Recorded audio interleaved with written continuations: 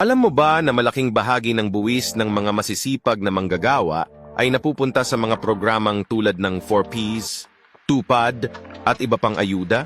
Habang pinaghihirapan mong kumita para sa pamilya mo, may ilan naman na kayang magtrabaho pero mas pinipiling umasa sa gobyerno. Sabi ng ilan, tulong ito para sa mahihirap. Pero paano naman ang mga masisipag na binabawasan ng tax kada sahod para lang gastusin sa iba? Ang mga programang ito ay talagang nakakatulong, pero may mga tanong na dapat sagutin. Tama ba na ang mga nagtatrabaho ng mabuti ay nagiging biktima ng sistema? Sa bawat buwis na binabayaran, may mga tao na umaasa na lang sa ayuda kahit na kaya naman nilang magtrabaho.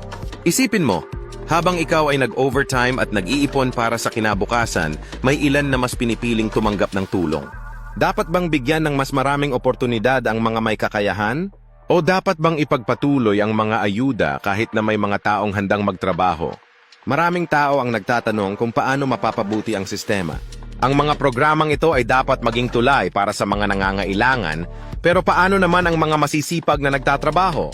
Sa huli, ang tunay na tanong ay, paano natin maiiwasan ang hindi pagkakapantay-pantay sa lipunan? Dapat bang bigyang diin ang trabaho kaysa sa ayuda? Ay yung mga sagot ay nasa mga tao at ang mga discussion ay dapat magpatuloy. Kaya ano ang opinyon mo? Dapat bang baguhin ang sistema?